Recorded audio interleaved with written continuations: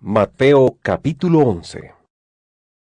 Cuando Jesús terminó de darles instrucciones a sus 12 seguidores, se fue de ahí a otros pueblos de Galilea a enseñar y a anunciar el mensaje.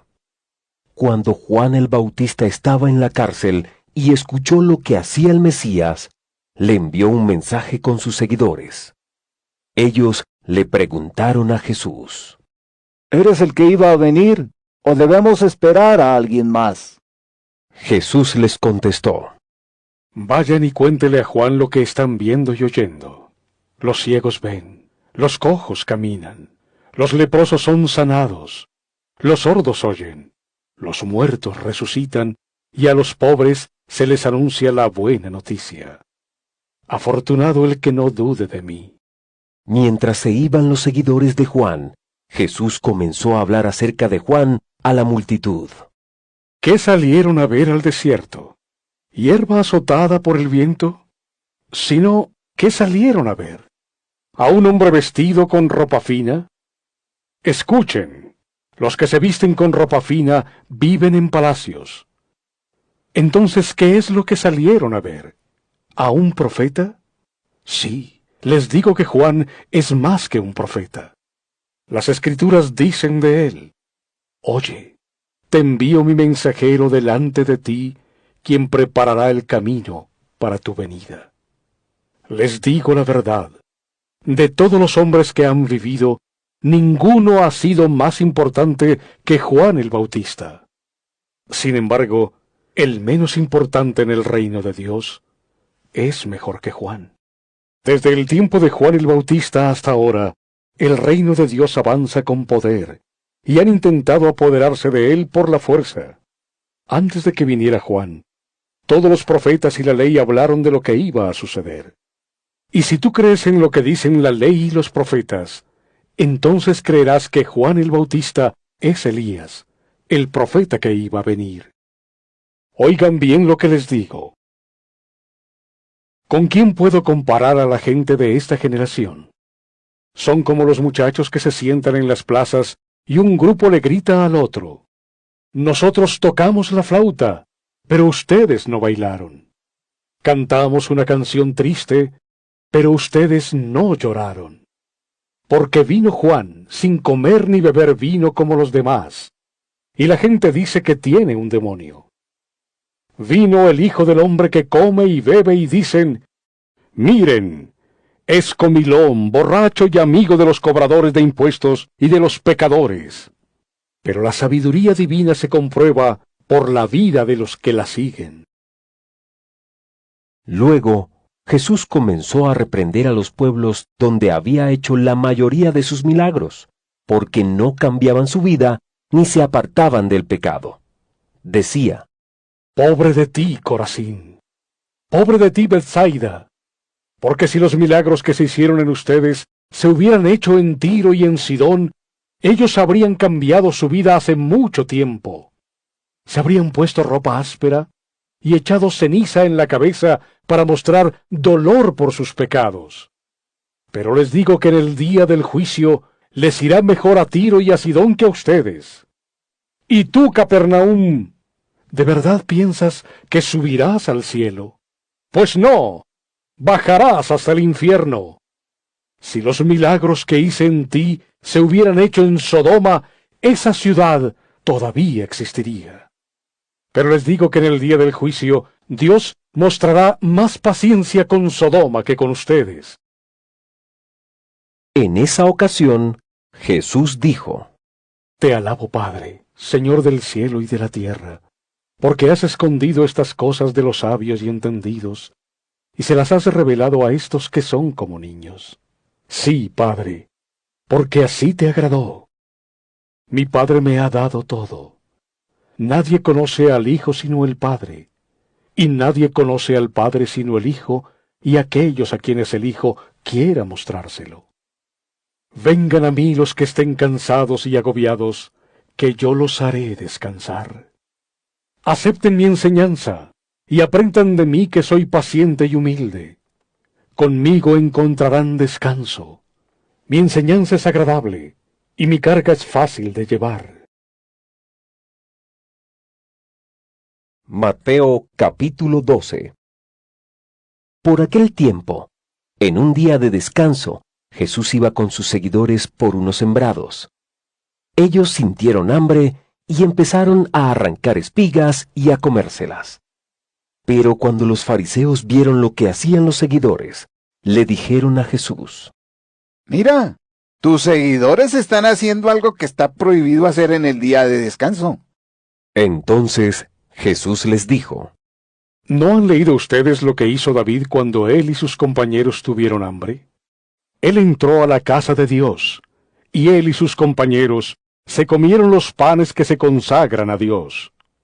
Y ustedes bien saben que no se permitía ni a él ni a sus compañeros comer de esos panes. Eran solo para los sacerdotes. ¿O no han leído lo que dice la ley sobre el día de descanso?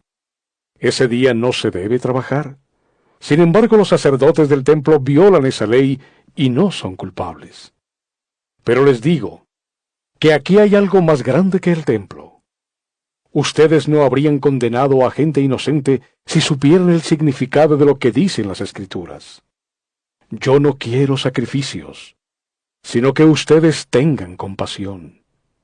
Porque el Hijo del Hombre es Señor del día de descanso. Luego Jesús se fue de ahí para la sinagoga. Había un hombre allí que tenía una mano paralizada, y como buscaban la manera de acusar a Jesús, entonces le preguntaron: No se debe sanar en el día de descanso, ¿verdad? Jesús les contestó: Si alguno de ustedes tiene una oveja, y en el día de descanso ésta se cae en un pozo, ¿no es verdad que va y la saca del pozo? Pues un ser humano vale más que una oveja. Por lo tanto, está permitido hacerle bien a la gente en el día de descanso. Entonces Jesús le dijo al hombre de la mano paralizada: Extiende la mano. El hombre la extendió y le quedó tan sana como la otra. Pero los fariseos salieron y empezaron a planear cómo matar a Jesús.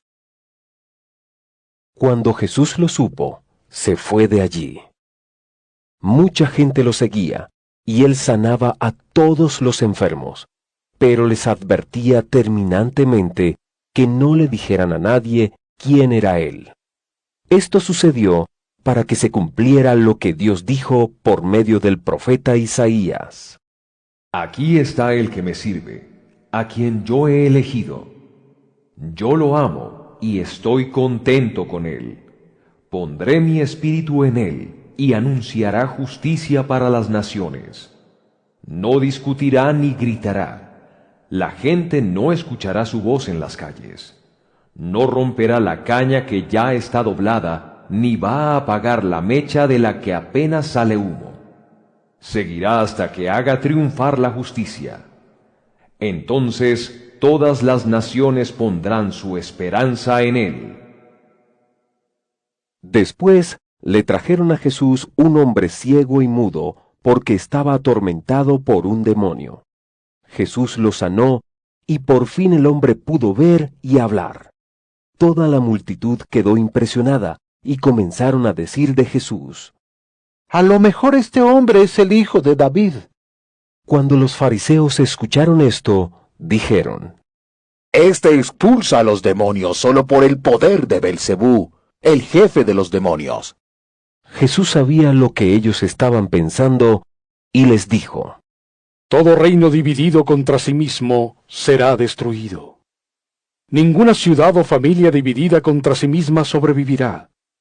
Y si Satanás es el que expulsa a los demonios que son de él, está peleando contra sí mismo. Entonces, ¿cómo puede sobrevivir su reino? Ustedes dicen que yo expulso demonios por el poder de Belcebú. Pero si es verdad que yo expulso demonios por el poder de Belcebú, ¿con qué poder expulsa su gente a los demonios?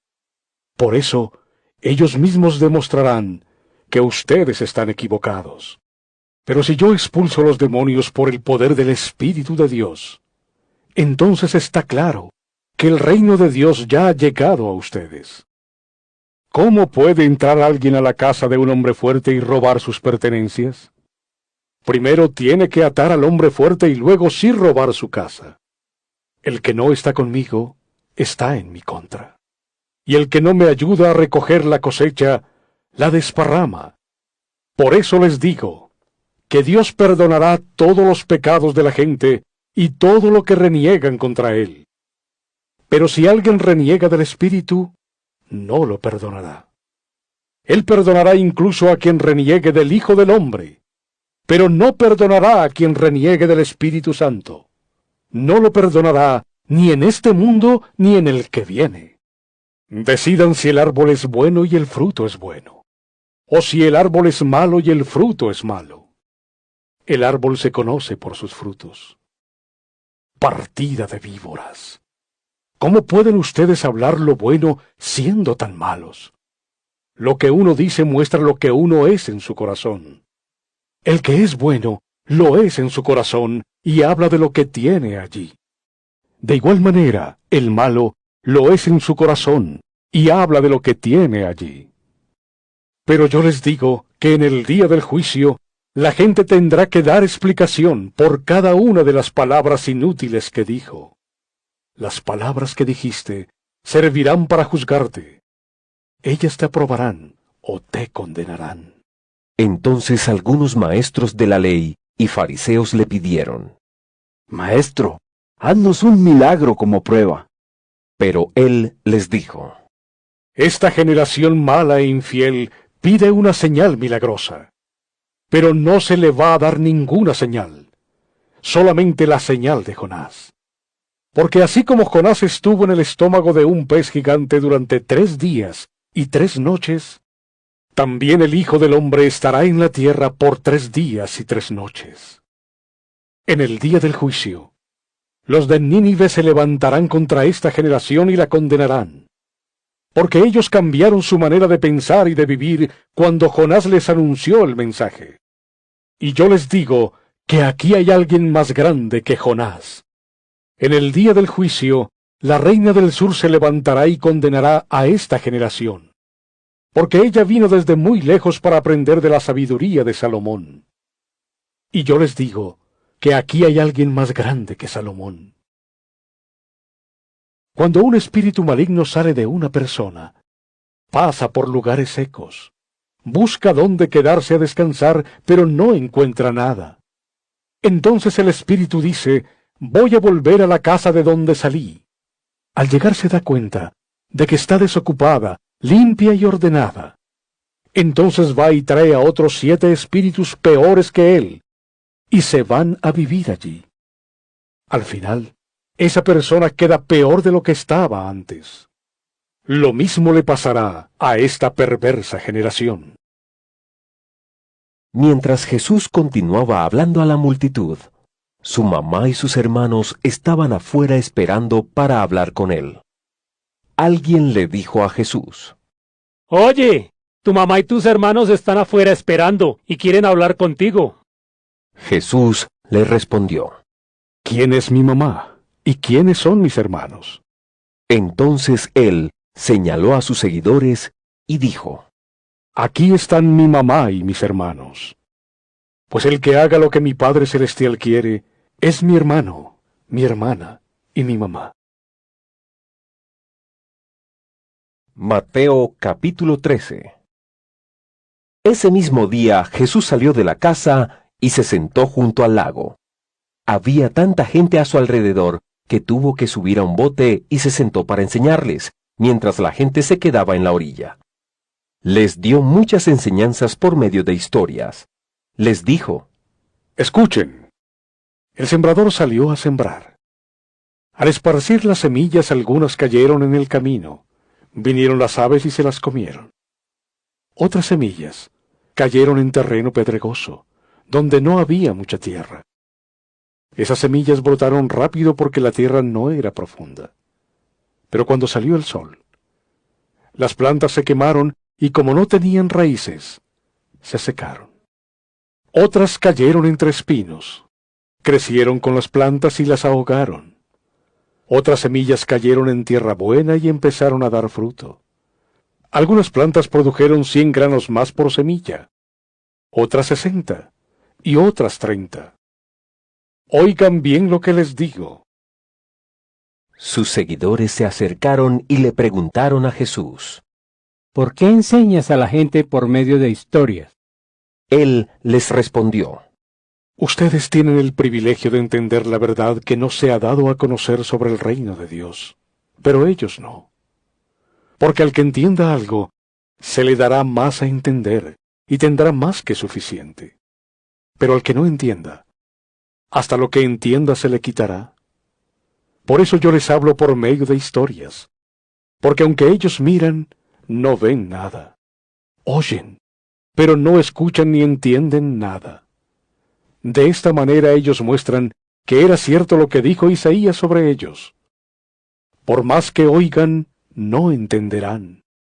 Por más que miren, no captarán. Han cerrado su mente. Se taparon los oídos y cerraron los ojos. Si no fuera así, entenderían lo que ven y lo que oyen. Se volverían a mí y yo los sanaría.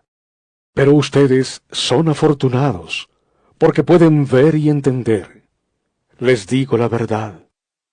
Muchos profetas y otros justos quisieron ver lo que ustedes ven, pero no lo vieron.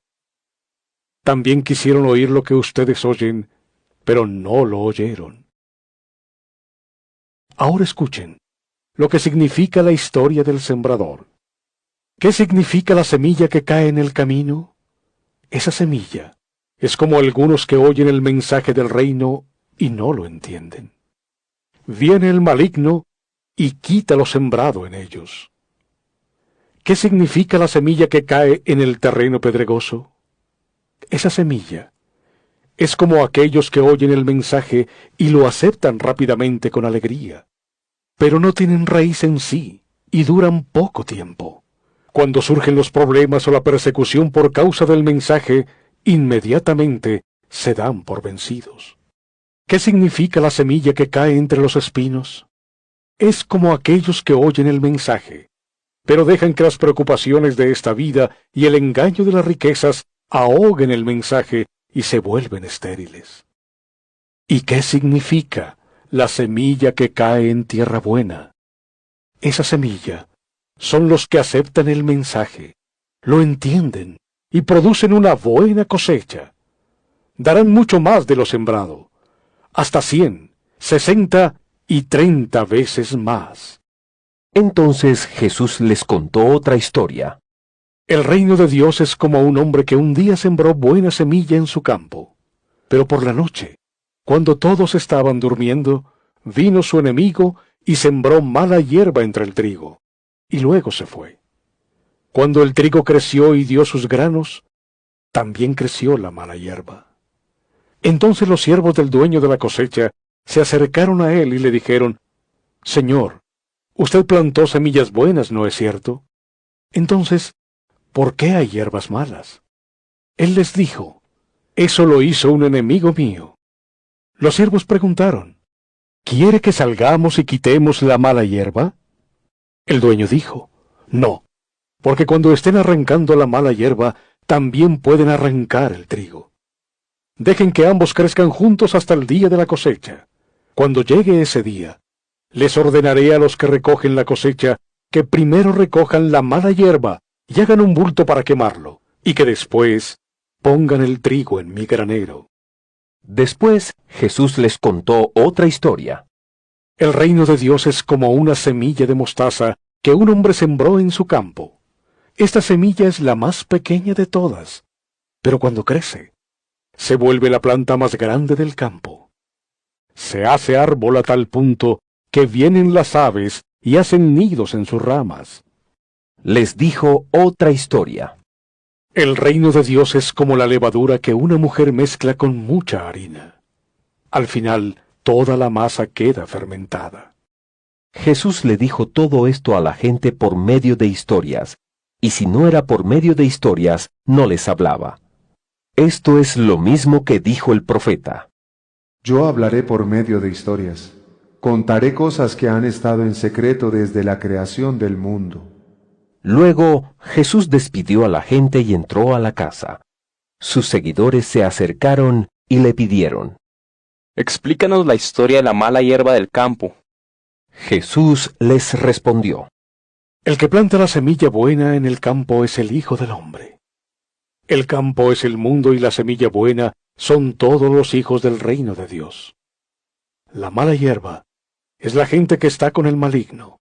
El enemigo que puso la mala hierba entre el trigo es el diablo. La cosecha es el fin del mundo, y los que recogen la cosecha son los ángeles. Lo mismo que le pasa a la mala hierba que se saca y se quema en el fuego, va a suceder al fin del mundo. El Hijo del Hombre enviará a sus ángeles, y ellos van a juntar a todos los perversos y a los que hacían pecar a los demás, y los expulsará de su reino. Los echarán al horno encendido donde gritarán y crujirán los dientes de dolor. Entonces los justos brillarán como el sol en el reino de su Padre. Oigan bien lo que les digo. El reino de Dios es como un tesoro escondido en un campo. Un día, un hombre encontró el tesoro y lo escondió allí otra vez.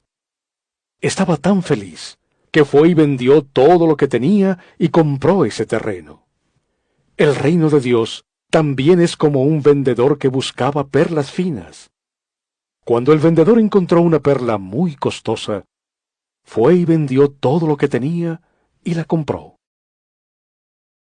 También el reino de Dios es como una red para pescar que se lanza al mar y en la que caen muchos peces de diferentes clases. Cuando la red está llena, los pescadores la llevan a la orilla. Se sientan allí y eligen los peces buenos y los meten en canastas, pero tiran a los peces malos. Lo mismo va a pasar cuando llegue el fin del mundo. Los ángeles van a venir y van a separar a los malos de los justos. A los malos los van a lanzar a las llamas del fuego, y llorarán, y crujirán los dientes. Jesús les preguntó. ¿Entienden todo esto? Ellos contestaron. Sí entendemos. Él les dijo. Bueno, todo maestro de la ley que ha aprendido sobre el reino de Dios es como el dueño de una casa. De lo que tiene guardado, saca cosas nuevas y cosas antiguas. Cuando Jesús terminó de enseñar por medio de esas historias, se fue de ahí para su pueblo. Allí comenzó a enseñarles en la sinagoga. La gente estaba sorprendida y decía, ¿De dónde sacó este hombre la sabiduría y el poder para hacer estos milagros? ¿No es este el hijo del carpintero? ¿No se llama su mamá María y sus hermanos Santiago, José, Simón y Judas? ¿Acaso no están todas sus hermanas aquí con nosotros? Entonces, ¿de dónde sacó todo el poder? Y ellos no podían aceptarlo, pero Jesús les dijo. Se honra a un profeta en todas partes, pero nadie es profeta en su propio pueblo y en su propia casa. Debido a la falta de fe de ellos, no hizo muchos milagros allí. Mateo capítulo 14. En ese tiempo, Herodes era gobernador de Galilea y oyó hablar de Jesús. Entonces les dijo a sus siervos. Este hombre es en realidad Juan el Bautista que ha resucitado. Por eso tiene el poder de hacer milagros. Este Herodes era el que había arrestado a Juan y lo había mandado encadenar y meter en la cárcel. Lo hizo por causa de Herodías, esposa de su hermano Felipe. Juan siempre le decía, No es correcto que vivas con ella. y por eso Herodes quería matarlo, pero le daba miedo hacerlo porque el pueblo consideraba que Juan era un profeta. Cuando llegó el día del cumpleaños de Herodes, la hija de Herodías bailó para él y sus invitados. A Herodes le gustó mucho el baile, y por eso prometió darle cualquier cosa que pidiera. Herodías ya le había dicho a su hija lo que tenía que pedir, y entonces ella le dijo a Herodes, Dame en una bandeja la cabeza de Juan el Bautista. El rey se puso triste, pero tenía que cumplir su promesa y no quería quedar mal con sus invitados. Entonces dio la orden de darle lo que ella quería. mandó a unos hombres a que le cortaran la cabeza a Juan en la cárcel. Los hombres trajeron la cabeza en una bandeja, se la dieron a la muchacha y ella se la dio a su mamá. Después llegaron los seguidores de Juan, se llevaron el cuerpo y lo enterraron. Luego fueron a contarle a Jesús lo que había pasado. Cuando Jesús supo lo que le había pasado a Juan, se fue solo en un bote hasta un lugar despoblado. Pero la gente se enteró y lo siguió a pie desde los pueblos. Cuando Jesús bajó del bote, vio a una gran multitud, tuvo compasión de ellos y sanó a los que estaban enfermos. Al anochecer se le acercaron sus seguidores y le dijeron: Este es un lugar despoblado y ya es muy tarde. Dile a la gente que se vaya y así puedan irse a las aldeas y comprar comida. Pero Jesús les dijo: No hay necesidad de que ellos se vayan. Denles ustedes de comer. Sus seguidores le dijeron: Nosotros aquí solo tenemos 5 panes y 2 pescados. Él les dijo: Tráiganmelos para acá. Y mandó a la gente que se sentara en el pasto.